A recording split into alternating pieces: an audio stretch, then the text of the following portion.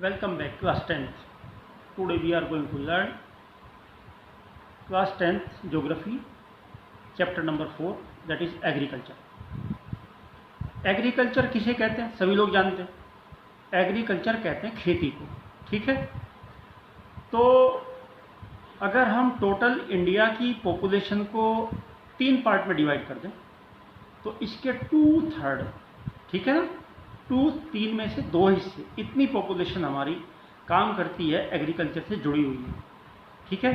तो इसमें हम क्या क्या पैदा करते हैं? इसमें हम लोग फूड ग्रेन्स पैदा करते हैं, खाने के लिए गेहूं है, चावल है, गन्ना है और चीज़ें, और कुछ हम लोग रॉ मटेरियल जो फैक्ट्रीज़ के लिए काम में आते हैं, है ना, हम लोग वो रॉ मटेरियल, बिस्किट बनाएंगे तो रॉ मटेरियल कहाँ से जाएगा, और ऑयल कंपनीज हैं या घी बनाने वाले हैं, रॉ मटेरियल कहाँ से जाएगा, तो वो खेती से ही जाएगा, ठीक है बेटा। अब इसमें देखेंगे कि खेती कितने तरह की होती है, how many type of farmings are there. तो फार्मिंग बेसिकली 3 तरह की होती है, लर्न रखना। अभी जो मैं बता रहा हूँ उसको अगर आप ठीक से लर्न करोगे तो तभी आपको फ़ायदा होगा। 3 तरह की जो हम इसको कैटेगराइजेशन कर सकते हैं, पहला है प्रीमिटिव सब्सिस्टेंस, ठीक है, और दूसरा है इंटेंसिव सब्सिस्टेंस। पहले में प्रीमिटिव और दूसरा इंटेंसिव, प्रीमिटिव सब्सिस्टेंस और इंटेंसिव सब्सिस्टेंस, और तीसरा है कॉमर्शियल। अब इनको तीनों को अलग अलग समझना, ठीक है। इसको समझने के लिए प्रीमिटिव आप जान लीजिए। प्रीमिटिव खेती उसको कहते हैं जो कोई फार्मर अपने पर्सनल यूज़ के लिए, है ना, सब्सिस्टेंस, अपने पर्सनल यूज़ के लिए वो थोड़ी खेती करता है। जैसे वो उसके पास डिगिंग स्टिक होगी छोटी, मतलब औजार होंगे काम करने के, अपनी फैमिली मेम्बर्स के लेबर वो लगाएगा, बाहर से लेबर को हायर नहीं करेगा वो, और मॉनसून पर डिपेंड है, उसके पास कोई खेती करने के लिए और कोई पानी का साधन नहीं है, तो मॉनसून पर डिपेंड करता है। और natural fertility of the soil, वो बाहर से खाद बीज वगैरह, वो खाद उसमें नहीं डालता, फर्टिलाइजर्स वगैरह, पेस्टिसाइड्स वगैरह कुछ नहीं डालता है, छोटे छोटे खेत हैं। तो ये हो गया हमारा प्रीमिटिव सब्सिस्टेंस फार्म, ठीक है ना। अच्छा, इसी को हम लोग स्लैश एंड बर्न के नाम से भी जानते हैं। स्लैश एंड बर्न क्या, यानी कि कुछ फार्मर्स ऐसे हैं कि अगर वो किसी एक पर्टिकुलर हिस्से को सफाई करते हैं, जंगल को साफ़ करते हैं और उसको बर्न कर देते हैं वहाँ से, और वहाँ पर खेती बाड़ी शुरू करते हैं, फिर 2-3 साल में, 2 साल में, 3 साल में वहाँ पर खेती होनी बंद हो जाती है, उसकी फर्टिलिटी कम हो जाती है। चूँकि मैंने बताया कि प्रीमिटिव सब्सिस्टेंस में आप बाहर से तो डालते नहीं हैं खाद वगैरह और बाकी चीज़ें यूज़ नहीं करते, तो नेचुरल फर्टिलिटी पर यह काम करती है। तो इस तरह से उसकी फर्टिलिटी जब डिक्रीज़ हो जाती है तो उसको छोड़ दिया जाता है और फिर नई ज़मीन पर खेती शुरू कर देते हैं, आगे की ज़मीन को साफ़ करते हैं 2-3-4 साल के अंदर, ठीक है ना। तो स्लैश एंड बर्न भी इसको कहते हैं, और कहीं कहीं इसको झूमिंग भी कहते हैं। हमारे जो नॉर्थ ईस्ट के स्टेट्स हैं वहाँ पर फॉरेस्ट और जंगल बहुत ज़्यादा है, जैसे आसाम है, मेघालय है, मिजोरम है ना। तो नॉर्थ ईस्ट के जो स्टेट हैं हमारे, वहाँ पर ये इसको झूमिंग के नाम से जानते हैं। तो पहला हमारा हो गया कौन सा, प्रीमिटिव सब्सिस्टेंस। इसके बाद में सेकंड मैंने बताया आपको इंटेंसिव सब्सिस्टेंस, है ना।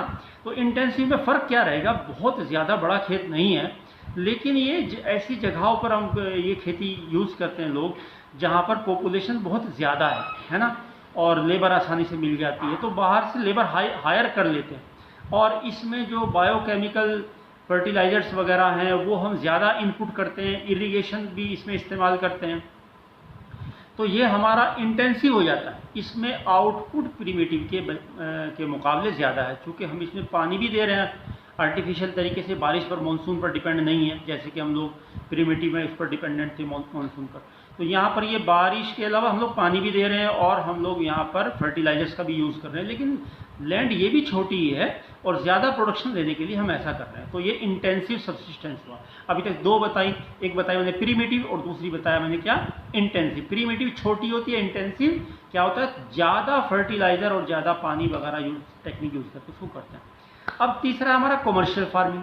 अब ये कॉमर्शियल क्या है, कॉमर्शियल फार्मिंग वो होती है जो हम लोग पैसा कमाने के लिए करते हैं, यानी इसमें मॉडर्न इनपुट फर्टिलाइज़र के अलावा जो सीड्स हैं वो हमारे सीड्स होंगे HYV seeds, high yielding variety seeds, इनको हाइब्रिड बीज भी बोलते हैं, केमिकल फर्टिलाइजर्स का ज़्यादा यूज़ करेंगे, इंसेक्टिसाइड का यूज़ करेंगे, पेस्टिसाइड का यूज़ करेंगे, और बहुत ज़्यादा हम लोग इसमें प्रोडक्टिविटी लेने की कोशिश करते हैं। तो इस तरह से ये बाज़ार में मार्केट के लिए होती है, और इसमें हम कई सारी खेती, जैसे हम लोग चाय की खेती करते हैं, राइस की करते हैं, और अलग अलग जगहों पर अलग अलग तरीके से हम लोग इसको कर सकते हैं। तो 3 तरह से हमारा हो गया, ये हमारी हुई कॉमर्शियल फार्मिंग। पहला था प्रीमिटिव सब्सिस्टेंस, दूसरा इंटेंसिव सब्सिस्टेंस, और तीसरा हमारा हो गया कॉमर्शियल एग्रीकल्चर। ये प्लांटेशन जो एग्रीकल्चर है ना, ये भी जो है इसी में आती है, कॉमर्शियल एग्रीकल्चर में। तो ये 3 तरह की तो होगी हमारी फार्मिंग। इसके अलावा बस एक चीज़ और डिस्कस करेंगे हम लोग, वो क्या है, क्रॉपिंग पैटर्न। अब क्रॉपिंग पैटर्न क्या होता है? क्रॉपिंग पैटर्न क्या है? क्रॉपिंग पैटर्न है कि हम कौन कौन सी फसलें कब बोते हैं। बेसिकली हमने इसको 3 सीज़न है हमारे, जो हम लोग फसलें बोते हैं। एक है रबी RABI रबी, और दूसरा है खरीफ, और इन दोनों के बीच में अगर कोई फसल लेता है बंदा तो वो होती है ज़ैद, है ना। तो अब इन तीनों को जानेंगे कि कब हम इनको बोते हैं और कौन कौन सी फसलें इनमें बोई जाती हैं, रबी और खरीफ, और बीच में इनके ज़ैद। तो रबी, ज़ैद और खरीफ। रबी खरीफ मेन फसलें होगी, ज़ैद एक छोटे टाइम में हम लोग बीच में ले लेते हैं, जैसे वाटरमेलन है, ककम्बर है, मस्क मिलन है, आजकल आ रहे हैं हमारे, तरबूज भी आ रहा है, खरबूजा आ रहा है ना, और ककड़ी, ये इस मौसम में ले लेते हैं। तो रबी की क्रॉप क्या है? तो रबी की क्रॉप को जो कौन सी क्रॉप है रबी की? मेन जो क्रॉप है रबी की वो है आपका गेहूं, व्हीट, है ना। तो व्हीट कब बोया जाता है? व्हीट बोया जाता है सर्दी के मौसम में, ठीक है। और चावल की जो खेती है वो है हमारी खरीफ की क्रॉप, वो बोया जाता है मॉनसून के सीजन में, जब बारिश होती है। देखो, चावल की बात ऐसी है कि चावल को बनाने में ज़्यादा पानी चाहिए, चावल खाने के बाद प्यास ज़्यादा लगती है ना, और चावल जो है पानी ही में पैदा होता है ज़्यादा। तो मॉनसून सीजन, इससे हम याद रखेंगे, ये मैंने आपको बात बताई। तो वो खरीफ की फसल हो गई आपकी राइस, और व्हीट हो गया आपका रबी, और भी फसलें।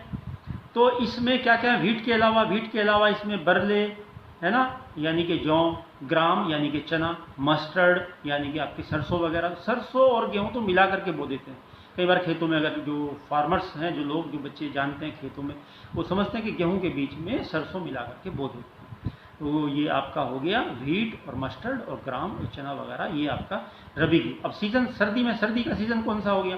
अब आप लगाइए, पूरा जनवरी से लेकर के दिसंबर तक का एक साल होता है, तो आप इसमें बाद के 3 महीने लगा लीजिए, जो ठंड के, ये बेसिकली आप लगा लीजिए अक्टूबर, नवंबर, दिसंबर, अक्टूबर, नवंबर और दिसंबर। तो इनमें ये फसल बोई जाएगी अक्टूबर, नवंबर और दिसंबर में। बाद के 3 महीने में बता रहा हूँ आपको, जो रबी की क्रॉप है इसमें ये बोई जाएगी, है ना। और इसमें आप 6 महीने जोड़ लीजिए, अक्टूबर से शुरू करेंगे तो नवंबर, दिसंबर, जनवरी, फरवरी, मार्च, अप्रैल। तो अप्रैल में ये कटेगा जो अक्टूबर में बोया जाएगा। इसी तरह जो दिसंबर में बोया जाएगा वो जून में जाके कटेगा। 6 महीने की तकरीबन ये समझ लीजिए आप, इसमें पूरा सीजन होता है इसका। कोई थोड़ा आगे बो देता है, कोई पीछे बो देता है, उसी हिसाब से पहले या बाद में वो लोग काट लेते हैं। तो इसमें ये फसलें हमारी होगी अक्टूबर से दिसंबर तक, हमने इसको सोइंग सीजन हुआ, और फिर बाद में हम इसको जून तक, अप्रैल टू जून हम इसको हार्वेस्टिंग कर लेते हैं।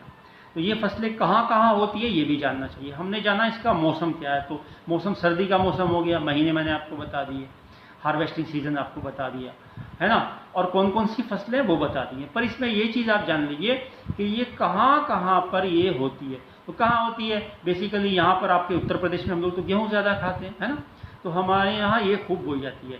फिर पंजाब में और हरियाणा में, हमसे लगा हुआ हरियाणा है, हरियाणा से लगा हुआ पंजाब है। तो पंजाब, हरियाणा, उत्तर प्रदेश और हिमाचल, बेसिकली बस ये आप याद रखेंगे। तो ये रबी की क्रॉप होती है इसके अंदर। तो अभी आज हमने सिर्फ रबी को डिफाइन किया है, और 3 महीने फार्मिंग बताई थी आपको, कि प्रीमेटिव सब्सिस्टेंस और इंटेंसिव सब्सिस्टेंस और कॉमर्शियल फार्मिंग, वो 3 तरह की फार्मिंग थी। प्रीमेटिव में हम बहुत ही छोटे स्तर पर खेती करते हैं, स्लैश एंड बर्न और जूमिंग करते हैं, उसके अंदर एरिया साफ करके नेचुरल हम चीज़ों पर डिपेंड करते हैं। और जो इंटेंसिव थी उसमें खेत छोटा ही है, पर हम लोग ज़्यादा प्रोडक्टिविटी लेने के लिए बाहर से लेबर ज़्यादा लगाते हैं और अच्छे बीज दवाई इस्तेमाल करते हैं। लेकिन बहुत बड़े लेवल पर जो करते हैं वो कमर्शियल कहलाता है। वो तीनों मैंने आपको बता दिए हैं। क्रॉपिंग के पैटर्न के 3 के नाम बताएं आपको, रबी, खरीफ और जैद, और ओनली रबी को मैंने आज डिफाइन कर दिया है, बाकी करेंगे बाद में। Thank you, have a nice day.